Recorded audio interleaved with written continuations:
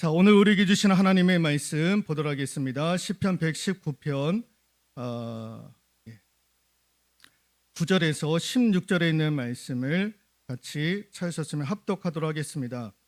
청년이 무엇으로 그의 행실을 깨끗하게 하리이까? 주의 말씀만 지킬 따름이니이다. 내가 전심으로 주를 찾았사오니 주의 계명에서 떠나지 말게 하소서. 내가 주께 범죄하지 아니하려 하여 주의 말씀을 내 마음에 두었나이다. 찬송을 받으실 주 여호와여, 주의 율례들을 내게 가르치소서.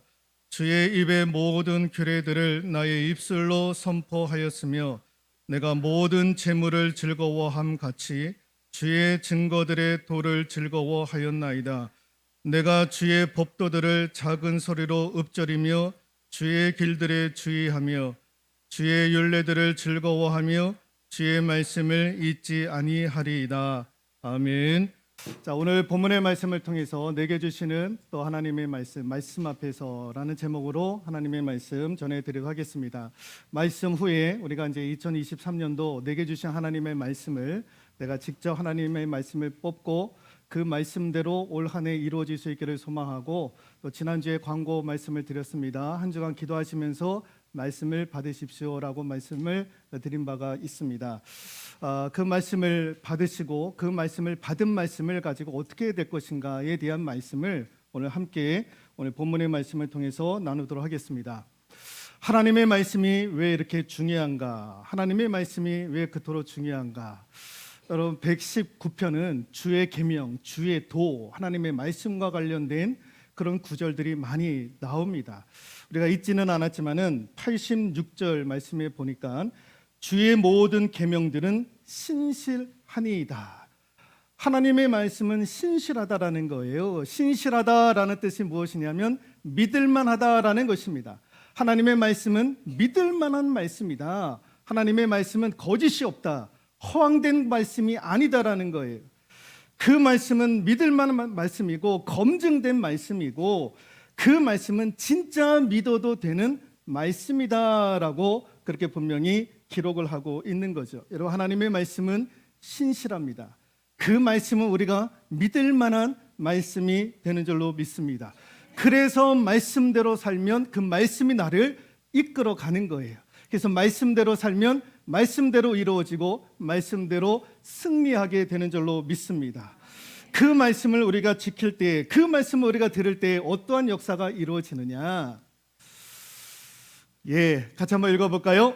미래에 대한 확신을 우리에게 주더라라는 거예요. 하나님의 말씀을 들으면 어떠한 역사가 이루어지느냐?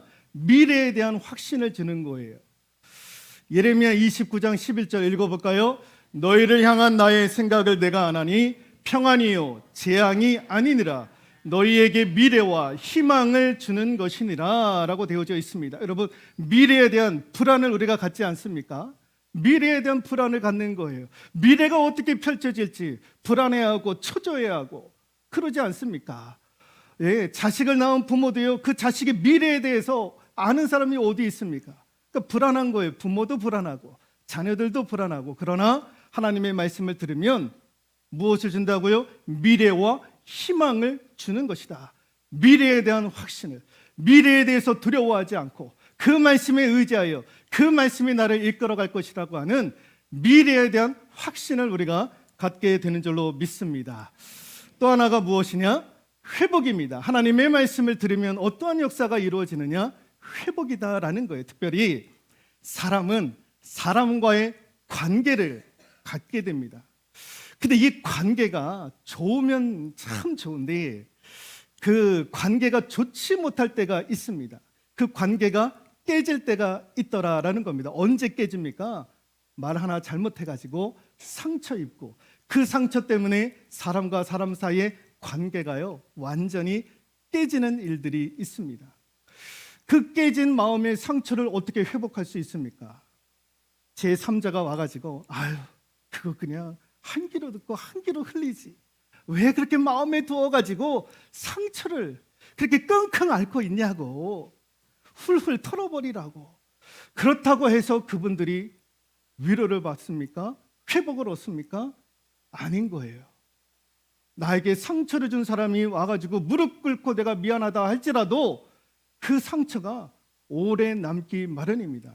그러나 하나님의 말씀은 다르더라라는 것입니다. 시편 119편 50절 같이 한번 읽어볼까요? 이 말씀은 나의 고난 중에 위로라.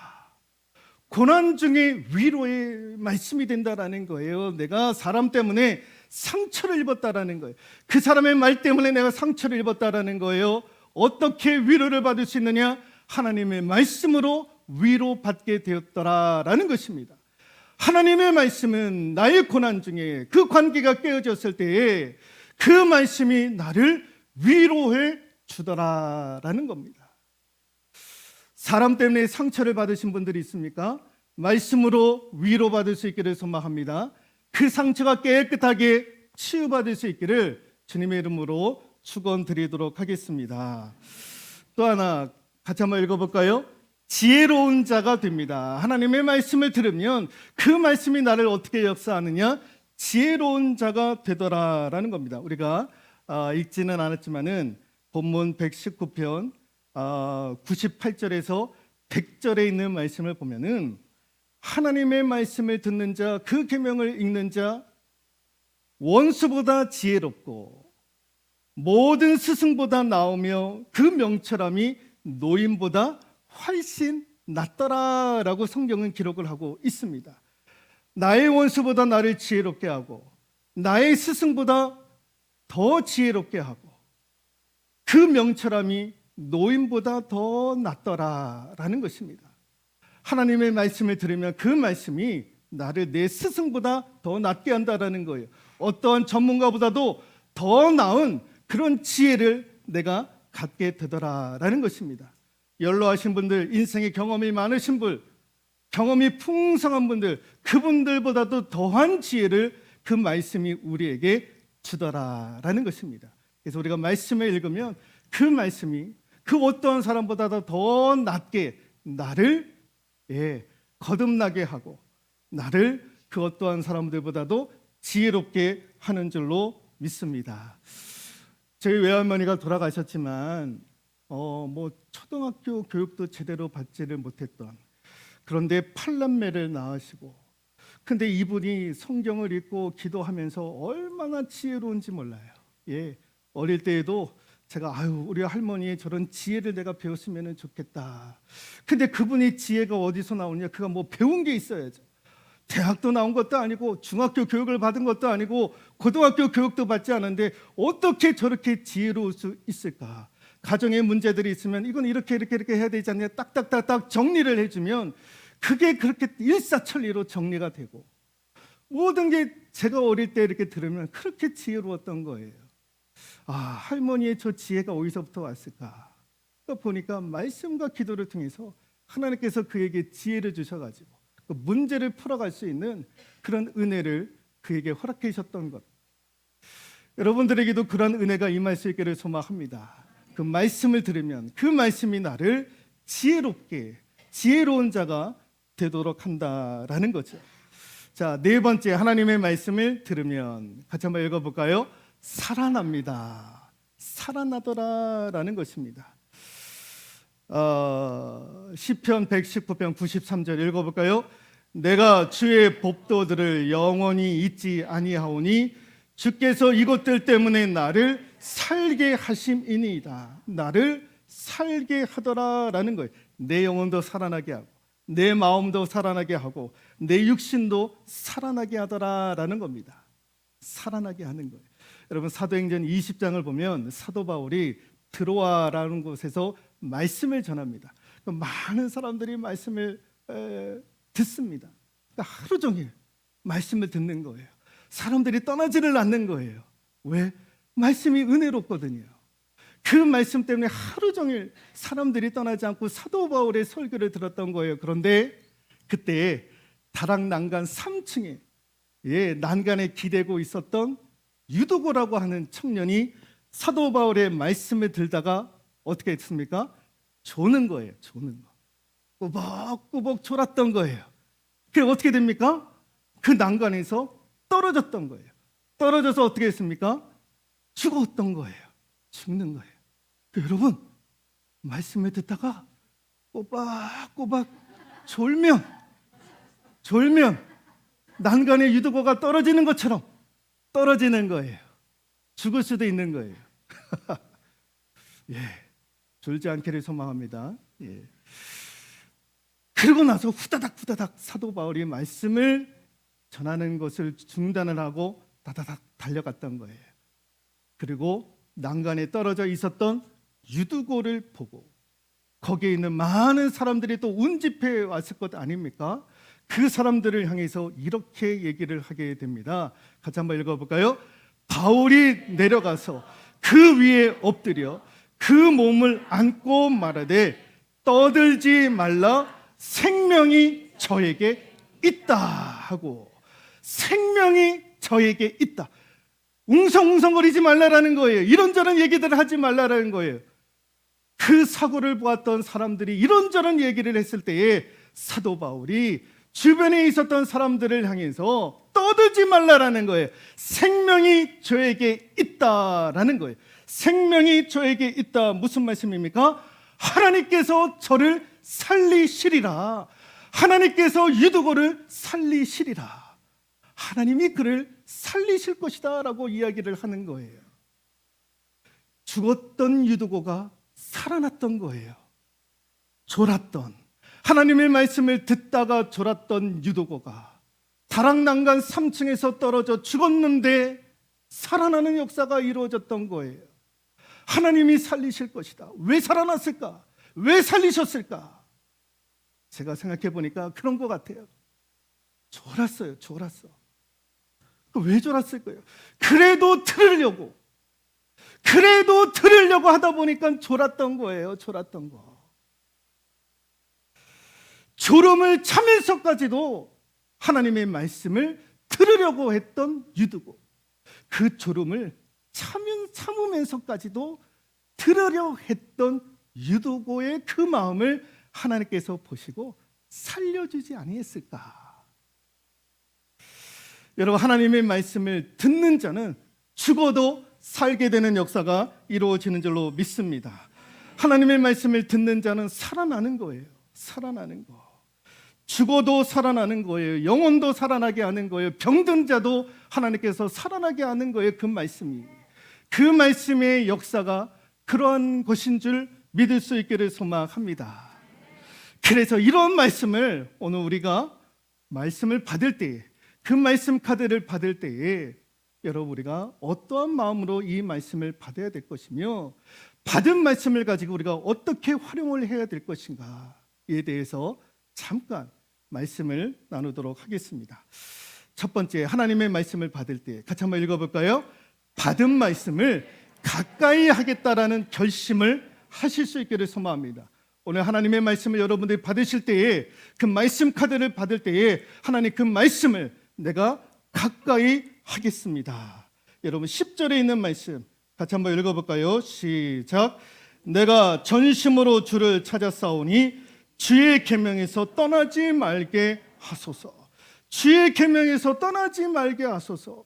하나님의 말씀을 내가 가까이 하겠습니다. 그 결심을 세우는 이 시간이 되어질 수 있기를 소망합니다. 여러분, 왜 하나님의 말씀을 가까이 해야 되는가? 박상미 씨의 그 박상미라고 하는 그 상담 전문가가 있습니다. 그분이 쓴 책 가족 상담소라고 하는 책이 있습니다. 근데 그 책에 이렇게 있다 보니까 아내가 그 책을 읽다가 저한테 소개를 하나 해줬는데, 무슨 이야기를 해줬냐면은 그 책을 보니까 우리나라에서 세계 최초로 말하는 코끼리가 있다라는 거예요. 말하는 코끼리가 있습니다. 실제로 이게 TV에도 방송이 되었습니다. 에버랜드에 있는 그 코끼리 이름이 코식이라고 하는 이름을 가진 코끼리가 말을 하는 거예요. 7마디를 하는 겁니다. 안녕, 좋아, 누워, 앉아, 뭐 이거 짱, 뭐 그런 얘기들을 하는 거예요. 그래서 세계 전문가들이 막 와가지고 어떻게 코끼리가 말을 할 수 있느냐, 도대체 이런 말을 어떻게 할 수 있느냐, 뭐 구강 구조부터 해가지고 막 연구를 했던 거예요. 근데 이제 상담가들이 연구를 해보니까 왜 이 코끼리가 그런 말들을 할 수밖에 없었을까 했는데 이분이 그 책에서 이렇게 얘기를 하더라고요. 나에게 사랑과 칭찬을 주는 사육사와 교감하고 싶은 마음이 강렬해서 말을 따라하게 되었다라는 그런 결론을 내렸던 거예요. 사육사가 이 코끼리한테 얼마나 정성을 다해서 사랑을 주고 칭찬해 주고 사육을 해주는지 이 코끼리 편에서 볼 때는 그 사육사와 교감을 하고 싶었던 마음이 있었다라는 거예요. 나에게 너무너무 사랑을 베풀어주고 너무너무 격려해주고 잘해주는 그 사육사와 내가 교감을 하고 싶었다라는 거예요, 코끼리가. 그래서 사람의 말을 하고 싶었다라는 거예요. 그 사육사와 교감하고 싶어서. 여러분, 우리 하나님이 우리와 교감하기 위해서 누구를 보내셨습니까? 독생자 예수 그리스도를 우리에게 보내주지 않았습니까? 그를 십자가에 죽이시기까지 우리를 사랑하시고 우리와 교감하시기 위해서 예수 그리스도를 보내시지 않았습니까? 그 하나님의 사랑을 교감하기 위해서라도 우리가 하나님의 말씀과 가까이 해야 될 줄로 믿습니다. 말씀이 육신이 되신 예수 그리스도, 말씀이 곧 예수 그리스도이시고 예수가 곧 말씀 아닙니까? 그 말씀을 가까이 하겠다. 오늘 내가 하나님이 주신 그 말씀 카드를 받을 때에 그 말씀 카드를 받고 성경책에 꽂아 놓는 것이 아니라 그 말씀을 가까이 하겠습니다. 가까이 있겠습니다. 몇 번씩 그 말씀을 내가 묵상하겠습니다. 결심하고 결단 내리는 이 시간이 되어질 수 있기를 소망합니다. 또 하나가 무엇이냐 읽어볼까요? 받은 말씀을 선포하겠습니다. 받은 말씀을 내가 선포하겠다라는 거예요. 오늘 내게 주신 그 하나님의 말씀, 내게 주신 하나님의 말씀이라고 믿고 그 말씀을 내가 입으로 고백하겠습니다. 입으로 선포하겠습니다. 여러분, 왜 그 말씀을 우리가 입으로 선포하고 고백해야 되느냐? 여러분, 하나님이 말씀으로 천지를 창조하셨잖아요. 말씀으로 창조의 능력을 행하신 분이 여호와 하나님이신 거예요. 말씀대로 창조하신 거예요. 말로 창조를 하셨던 거예요. 그래서 하나님의 말씀을 고백한다 그러면 하나님의 호흡, 하나님의 생기를 불어넣는 거예요. 그걸 후하고 내뱉는 거예요. 그러면 그렇게 되어지는 역사가 이루어지는 줄로 믿습니다. 말씀을 고백하고 말씀을 선포하면 그 말씀대로 되어지는 거예요. 왜? 하나님이 말씀대로 천지를 창조하셨으니까. 빛이 있으라 하니 빛이 있었다라는 거예요. 말씀을 선포하면 그대로 되어지는 역사가 이루어질 줄로 믿습니다. 또 하나 마지막으로 같이 한번 읽어볼까요? 받은 말씀으로 즐거워하겠다라는 거예요. 그게 이제 14절에 있는 말씀인데 받은 말씀으로 즐거워하겠다라는 거예요. 여러분, 말씀을 기뻐하겠다라는 거예요. 내게 주신 그 하나님의 말씀 내가 기쁨으로 받겠습니다.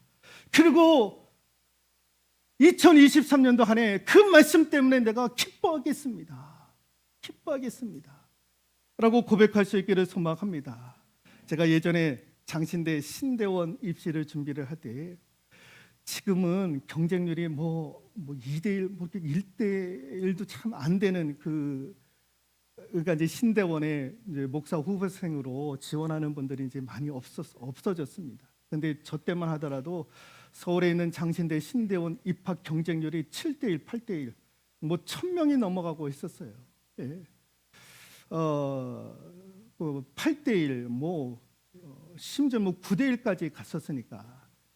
신대원 입시할 때에 보는 과목이 3가지가 있었습니다. 논술, 성경, 영어. 근데 영어는 제가 막 죽어라고 해도 안 되는 거예요. 왜? 기라성 같은 사람들이 막 서울대 출신들, 연고대 출신들 애들이 막 이렇게 오니까 같이 그들하고 경쟁을 하려고 하니까 이게 안 되는 거예요. 그래서 제가 신대원을 3번씩이나 떨어졌어요. 걔네들하고 경쟁하느라고. 예. 그래서 영어는 도대체가 안 되는 거예요. 내가 할 수 있는 거는 논술하고 성경이에요. 그래서 그 성경을 파고 들어가는데 하나님께서 저에게 은혜 주셔가지고요. 어느 날 새벽에 밥 먹고 장신대 도서관에 가가지고 새벽부터 성경을 읽기 시작을 했는데 그날 제가 육독을 하게 됐던 거예요. 6번을 제가 읽었던 거예요. 그 하루에. 하나님께서 그 은혜를 저한테 허락해 주셨던 거예요. 그게 되니까요. 그게 되니까 일주일에 제가 몇 독을 했겠습니까? 그러고 나니까요. 창세기 1장부터 계시록 마지막 말씀까지 몇 장에 뭐가 있다라는 게 그냥 그림처럼 확하게 이렇게 들어가게 되었던 거예요. 그래서 내가 다른 거에는 내가 경쟁이 없었지만은 이 논술과 이 성경 그것만큼은 제가 자신이 있었던 거예요. 그리고 그렇게 하나님의 말씀이 창세기 1장부터 열려지니까 그때서부터 뭐가 되기 시작하느냐? 말씀을 듣는데 은혜가 되더라는 거예요. 주의 종들의 말씀을 들을 때에도 저거는 아닌 것 같은데 왜 저 말씀을 저렇게 해석을 하셨을까? 맨날 그렇게 분석하고 그렇게 제가 말씀을 들었거든요. 그런데 그때 그 이후로 그것을 경험을 하고 누구든지 하나님의 말씀을 전하고 들을 때 그 말씀이 저한테 기쁨이 되고 은혜가 되었던 거예요. 여러분들은 어떻습니까? 여러분 우리 전도사님들, 우리 목사님들이 말씀을 전할 때 담임 목사님이고 부목사고 전도사니까 전도사님의 말씀은 조금 무게가 없는 것 같고 담임 목사님이 말씀을 안 하니까 찬양 예배 때는 부교육자들만 하니까 오늘은 안 들어도 돼. 그런 일들이 많이 있잖아요. 그런 일들이. 여러분 아니에요. 그 누군가가 기름 부어 세우신 주의 종이 말씀을 선포할 때에 그 말씀을 은혜로 받을 수 있기를 소망합니다. 기쁨으로 받을 수 있기를 소망합니다. 특별히 오늘 여러분들이 말씀을 받을 때에 그 말씀을 받고 즐거워하고 기뻐할 수 있기를 소망합니다. 왜 이런 말씀이 나한테 준 거야? 이해도 못할 말씀을 주신 거야? 라고 여러분 그렇게 생각하지 마시고 비록 어려운 말씀을 내가 뽑았다 할지라도 그 말씀을 계속해서 상고하고 도대체가 이 말씀이 뭔지 모르겠습니다. 그러면 주의 종한테 찾아와서 이게 무슨 말씀입니까? 해석을 좀 해주십시오. 어떤 의미입니까? 또 이렇게 또 물어볼 수도 있는 것 아닙니까? 그래서 그 말씀을 품고 기뻐하고 즐거워할 수 있기를 소망합니다. 오늘 받은 말씀을 가지고 그 말씀을 내가 가까이 하겠습니다. 결심하고 믿음으로 날마다 그 말씀을 선포하겠습니다.